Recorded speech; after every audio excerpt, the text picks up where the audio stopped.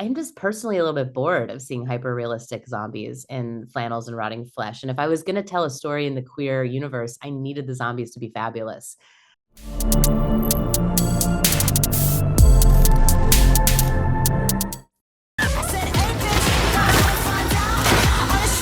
It's both. It's always both. I know, such injustice, right?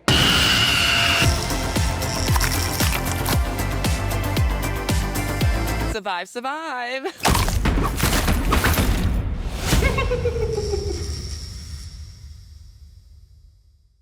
Hi, Tina. Vanessa with Culture Collective from Big Gold Belt Media. We are huge fans of you. Like Zero Gravity is a part of our team and has Oh gushed. my God, I am obsessed with Carol. She is the coolest, smartest, most amazing. I love her so much. Very much that. She's incredible. I just saw her over the weekend. She is so much fun to be around. Uh, The team loved your movie. We wanted to just like chat with you about it as a queer girl myself and who loves spooky shit. This is up my alley. But the Fangoria cover was so oh, cool. Loved that homage. Like, can you tell me just like a little bit about that experience? I cried when I got it in the mail. I couldn't believe how special it was. Phil, he's doing such a good job at Fangoria. And when he pitched the idea, I was in the middle of pre-production. I was like, oh, cool, great, awesome. You're coming to set, great, we're great. And it didn't really hit me how special and full circle it would be until we actually did a photo shoot on set that we had to reshoot later at my girlfriend's studio because it was too crazy on set. And Zero had been in makeup for like 12 hours and it was peeling off. And we were like, we want to do this a little fresher. And so we got to get the team together again outside after we had wrapped. And that's when it really hit me, like what we were doing. And the fact that Phil clocked from the beginning that this was an opportunity to put an all-female makeup team on the cover of Fangoria magazine celebrating a queer as fuck movie. It's so cool. It's so cool for the Fangoria community. It's so cool for the horror community. And I feel so honored to be on the cover of Fangoria magazine with Zero Gravity, like celebrating this incredible makeup team. It's so special. It's so cool.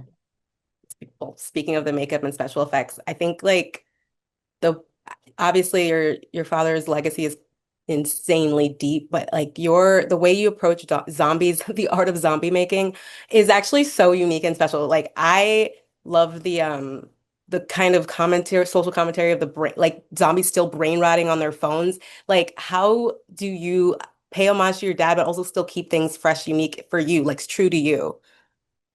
I'm so glad you love that. I feel like a zombie sometimes when I pick up my phone without thinking and like just open Instagram without even making the choice. It freaks me out so deeply. And it's been freaking me out. So I knew from the beginning that I needed the zombies to still be responding to their devices. And as far as the look of the zombies, I'm just personally a little bit bored of seeing hyper realistic zombies in flannels and rotting flesh. And if I was going to tell a story in the queer universe, I needed the zombies to be fabulous.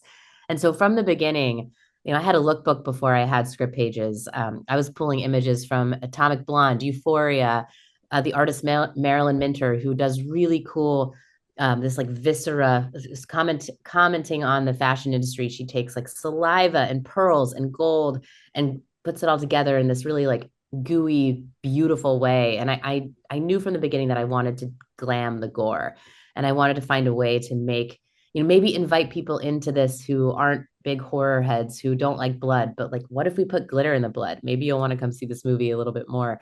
And I felt I wanted to have a drag aesthetic to the whole movie because that's the universe of the film. That's a big part where I diverge from my father, I think, is in aesthetics and in my taste and my sensibility, which is just like a little bit more pink and a little bit more glittery. Period. Oh my God. I'm so glad you mentioned that because like there are so many fun details I clocked in this. Like when the first drag queen got bit and her lace, like where she the lace was I red. love that you So saw that. oh God. I love it. The Let's Have a Kiki playing when they lock the doors on the cage, the zombie bite with the drag queen padding. Like I need to get inside your brain. No zombie, but like how did you get like how does your brain work like this? And was there stuff that you wanted to put in that you wanted to leave out? Because there's so many things I clocked. It was so good. Oh my God, not no zombie. I love that so much. Also, I love that you're the first person to call that out, the lace on her shoulder. And this is what happens when you have like brilliant queens working on a movie called Queens of the Dead. And we Mhm. had a, 98% queer film crew. And, we had queens off camera and on camera. The last looks on this movie set were extra. Like, I love that these characters go through the night without like a stray hair. They all look fabulous when they come out of the club after having fought a room full of zombies. The padding gag was like one of the first things I knew again before, like it was in the outline. I was like, a zombie has to bite a drag queen's ass and come up dissatisfied with chunks of padding coming out of their mouth. Like that was just clear to me.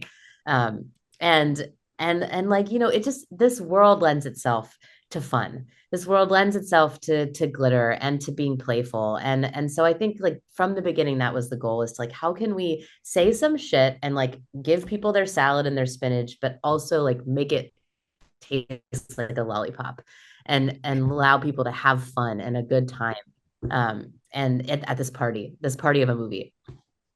Yes, that actually is a great point. I actually wanted to ask that. Like, there's a kind of beautiful way marginalized people balance like the awful things we face every day, but with like so much humor. There's probably no one funnier than queer people, I'm not gonna lie. And how do you like the stuff that you put in, like Jane's like dissatisfaction, obviously getting her hormones from someone not in the medical system and explaining why, and the overindulgence of drugs with Jax, and like there was like an undercurrent of darkness under all the humor. And so how do you find that balance between the two? Because that's just like the way queer people's lives are in general, just balancing between the two. Yeah, it is a balance. It really is. And we Aaron Judge, my co-writer, and I, we had our tapestry of things we wanted to tackle. We wanted to look at the opioid epidemic. We wanted to look at the issue of street hormones and how the medical system really sucks for trans people. We wanted to look at infighting within the community and ageism in the community. We wanted to look at cell phone addiction and too much information in a crisis.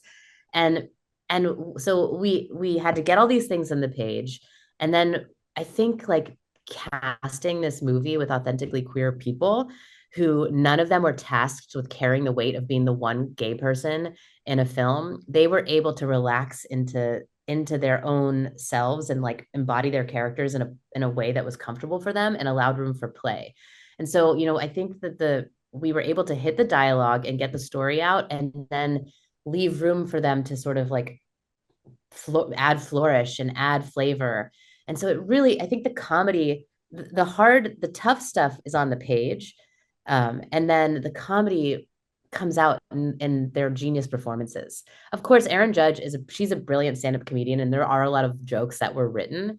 But there's also a lot of stuff that was improvised. And so it was this perfect collaboration between, a movie is, um, a good friend of my dad's wrote me a letter before we started shooting, and he said, I want to remind you that a movie is written three times: when you shoot it, or when you write it, when you shoot it, and when you edit it. And that couldn't be more true. And we had very funny queer people involved. Aaron Judge is a very funny queer person. Everybody on set, very funny queer people. And my editor, Aiden Hakimi, really funny queer person. And so it's just like you said, the queers are, they throw the best parties and they have the most fun and they are the funniest, all while being under duress and attacked all the time.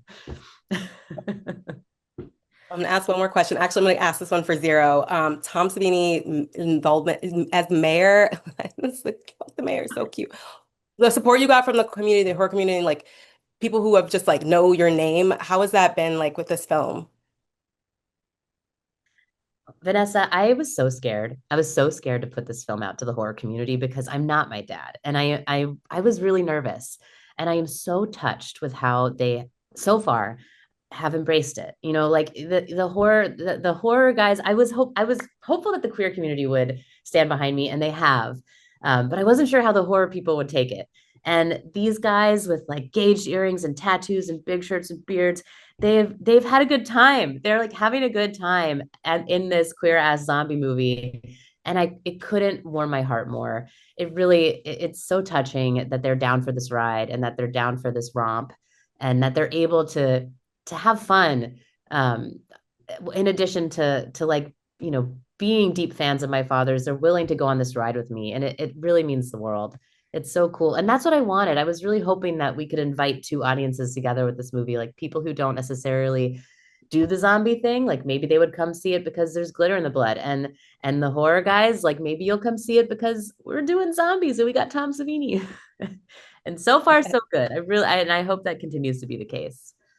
Yes, it's giving the brother-in-law, Yeah. coming around towards the end. I feel that. Thank you so much for your time. I'm not going to take we're at a minute, so I'm good. I appreciate you so much. The whole team of Big Old Belt Media loves you and loves this work, and we just want to support you in any way possible. So thank you Right so back much. at you. I'm such a fan and obsessed with Zero. Holy shit. Now you Cannot too. wait to tell her. All right, thank So, you guys so much. Appreciate it. Thanks, all right. Vanessa.